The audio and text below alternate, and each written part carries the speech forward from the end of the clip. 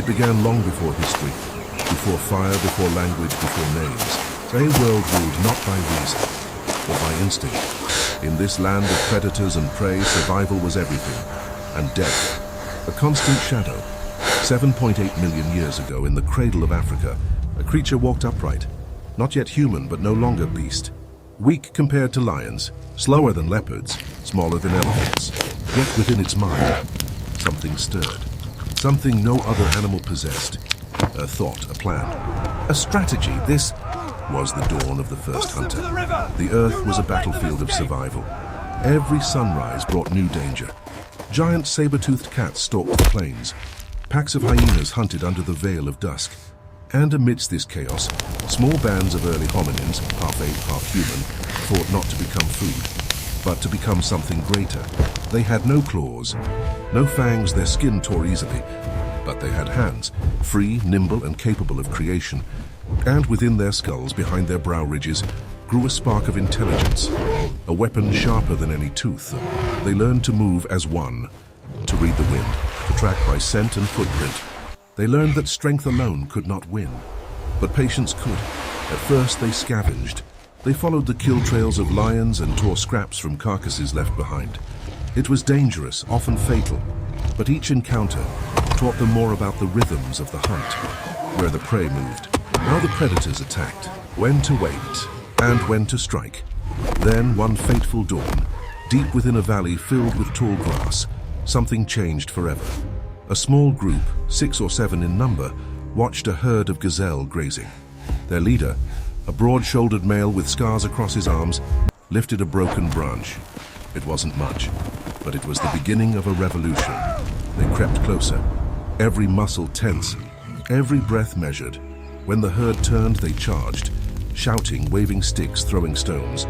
Panic erupted. The gazelles scattered, their hooves striking dust into the air. One stumbled, its leg caught between roots. For the first time in history, man hunted. The chase was short but ferocious. The group surrounded the fallen animal. It kicked wildly, eyes wide with terror. Then came the first blow, clumsy but deliberate. Then another, and another. The air filled with the sounds of struggle, grunts, cries, the thud of stone against bone, and then silence.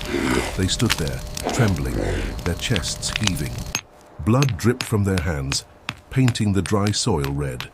And in that crimson reflection, humanity saw itself not as prey, push them closer, but as predator. Go! Attack now! That first kill changed everything. And it was not just meat they had gained, but mastery. They began to understand cause and effect, that effort could bring reward. That danger could be overcome with unity and cunning. With every hunt, their bodies adapted. Their legs grew stronger, their vision sharper. The brain expanded, demanding more energy. And the meat they hunted fed that hunger. Protein built minds. Minds built tools, and tools built the world. They discovered the sharpness hidden in stone. A broken flake could slice through hide and muscle. A shaped rock could become a spear tip. Soon the stick became a weapon, fire-hardened and tipped with obsidian. The hunt was no longer chaos. It became strategy. They watched the herds, learned their migrations, their watering holes, their habits. They used traps, cliffs, and teamwork. They planned. They anticipated. This was intelligence at war with the wild. But the savannah was not theirs yet. The lions noticed. The hyenas watched. The balance of power was shifting, and nature does not surrender easily. One evening, as storm clouds gathered, a hunt turned into a nightmare. The group approached a wounded buffalo, a beast with horns like daggers. Thinking it weak, they moved in, but the buffalo charged. One hunter was thrown into the air, his ribs crushed. The others fled into the rain, dragging the injured man. That night, the storm raged, and the buffalo's roars echoed like a warning. The hunters had learned the first rule of domination. Mastery demanded sacrifice. Still, they did not stop. Each generation grew bolder. They crafted sharper blades, learned to cooperate, to divide roles. Some would drive the prey, others would ambush. They began to communicate beyond simple sounds, gestures, glances, primitive calls that carried meaning. Language was being born, not yet spoken but felt. And slowly the hunters began to turn the wild into their teacher. The next great leap came with coordination. Imagine it, 20 figures moving in silence through the dusk. Grip it firmly Faces here. streaked with mud, Like this? bodies Yes, crouched exactly low. like that. They knew Well the done. wind's direction. They knew the herd's blind spots. When the leader raised his hand, every hunter froze. When he dropped it, they struck. Screams filled the air. Hooves thundered. Stones flew. Spears darted through the fog. One horse fell as pierced through the neck. The pack swarmed, shouting triumphantly. The earth itself seemed to tremble with the sound of victory. This was no longer instinct. This was strategy.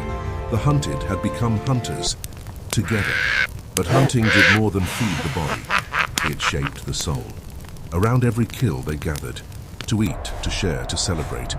In the flicker of firelight, they told stories through gestures, painted scenes on cave walls. The hunt became memory. Memory became legend. And legend became culture. Through the struggle for survival, humanity found something deeper: identity. The predators of the old world watched the change in silence. For the first time, lions hesitated to approach carcasses. From that Hyenas first kept kill, their distance. we The learned to fragile, survive, hairless creatures that once to hid in think, trees to now become. stood beside fire, holding spears, claiming the plains as their own. The balance of nature had shifted forever.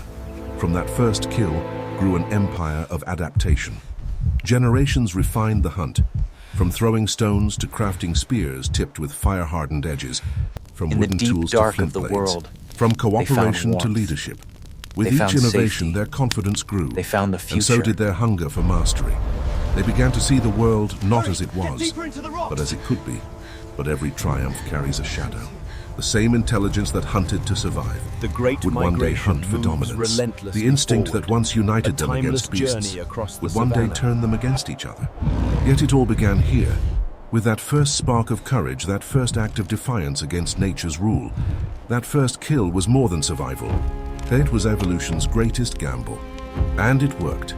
The world we know, cities, civilizations, empires, all trace their lineage to that Even moment in in the dust, darkness, when trembling the hands echoes held a of our stone above a ancestors fallen prey. persist. It was the moment we stopped running. The moment we stood tall. The moment we became human. We are the children of the first hunters, the descendants of those who dared to strike back at the wild. And though the world has changed beyond recognition, one truth remains: the same fire that burned within them still burns within us. The will to survive, the hunger to conquer, and the memory of that first kill. That changed the world forever.